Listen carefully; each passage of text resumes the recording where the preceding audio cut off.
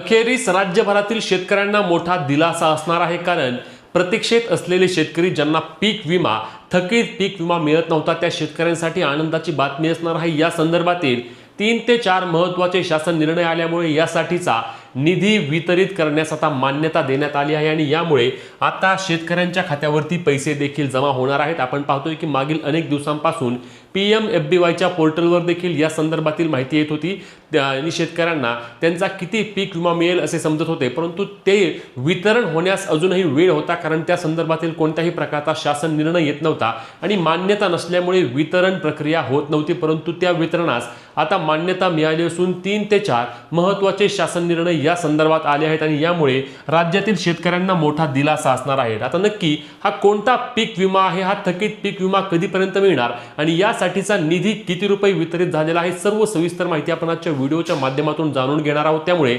Video शेवटपर्यंत पाहायचा आहे। चॅनलला सबस्क्राइब करून आपल्या पेजला फॉलो करून घ्या, जेणेकरून या सर्व अपडेट तुमच्यापर्यंत सर्वात आधी आणि सर्वात योग्य पद्धतीने पोहोचवण्याचे काम आपण करतो। तर शेतकरी मित्रांनो, या संदर्भातील जो GR आला आहे तो GR आधी आपण पाहूया, जेणेकरून संदर्भात तुम्हाला अंदाज येणार आहे। तर बघा, या ठिकाणी हा एक महत्त्वाचा GR आहे।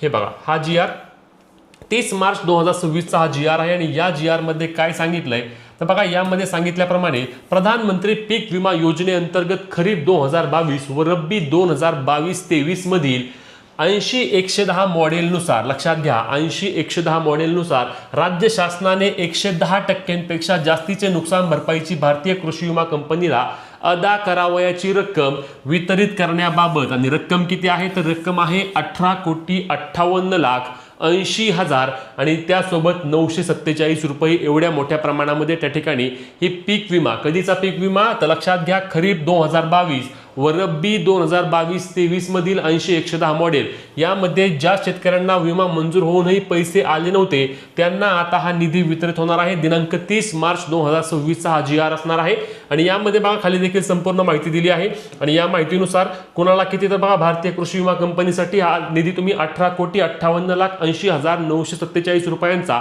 हा एक महत्त्वाचा GR असणार आहे। सर्वात मोठा GR हाच आहे। यामध्ये 18 कोटी तुम्हाला सांगितल्याप्रमाणे की खरीप 2022 आणि रब्बी 2022-23 मधला ज्या शेतकऱ्यांना त्यांचा पीक विमा मिळाला नव्हता, थकीतमध्ये गेला होता, त्या शेतकऱ्यांच्या खात्यावरती ही रक्कम जमा होणार आहे। त्यासोबत यामध्ये अजूनही GR आले आहेत, तर आपण GR देखील पाहणार आहोत।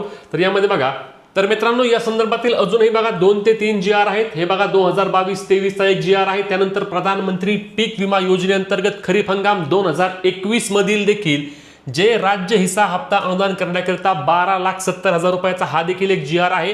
त्यासोबत प्रधानमंत्री पीक विमा योजनेअंतर्गत खरीप हंगाम 2022 मधील उर्वरित राज्य हिस्सा विमा हप्ता अनुदानाकरिता 39,38,555 रक्कम। त्यासोबत खाली बघा, प्रधानमंत्री पीक विमा योजनेअंतर्गत 2022-23 मधील उर्वरित राज्य हिस्सासाठी 36,94,868 आणि त्यानंतर खाली अजून एक आहे बघा, प्रधानमंत्री पीक विमा योजनेअंतर्गत रब्बी हंगाम 2021-22 मधील उर्वरित राज्य हिस्सा विमा हप्ता अनुदानाकरिता 1,42,296 असे महत्त्वाचे सर्व GR आहेत। आपल्या महाराष्ट्र राज्याच्या GR ची अधिकृत वेबसाईट आहे। यामध्ये बघा तुम्हाला अजून एक GR मी ओपन करून दाखवतो। सर्वात महत्त्वाचा GR आपण आधीच पाहिला, तो म्हणजे 18,58,00,000चा। आता या ठिकाणी बघा 12,70,000चा हा एक GR असणार आहे। यामध्ये बघा तुम्ही पाहू शकता की प्रधानमंत्री पीक विमा योजनेअंतर्गत या ठिकाणी खरीप हंगाम 2021 मधील उर्वरित राज्य हिस्सा विमा हप्ता अनुदानाकरिता 12,70,677 इतकी रक्कम विमा कंपन्यास अदा करण्यासाठी वितरणासाठी मान्यता दिल्याबद्दल, आणि त्यामुळेच आपण पाहिलं होतं की अनेक शेतकऱ्यांचं PMFBY पोर्टलवर देखील हे थकीत अनुदान किंवा ही थकीत रक्कम दाखवत होती आणि ते आता कधी जमा होणार असा प्रश्न शेतकरी या निमित्ताने वारंवार विचारत होते। तर त्या शेतकऱ्यांसाठी देखील ही एक आनंदाची बाब असणार आहे की त्यांच्या खात्यावरती येत्या काही दिवसांमध्ये साधारणपणे 5 ते 6 एप्रिलच्या आसपास ही रक्कम जमा होणार आहे। तुम्ही तुमच्या PMFBY म्हणजेच की आपल्या प्रधानमंत्री फसल बीमा योजना ज्यावर आपण हा अर्ज भरतो किंवा ज्यावर आपण पीक विमा भरतो, तिथे जाऊन तुम्ही ते चेक करू शकता, तुम्हाला किती रुपये येणार हे देखील तिथे तुम्हाला समजू शकतं।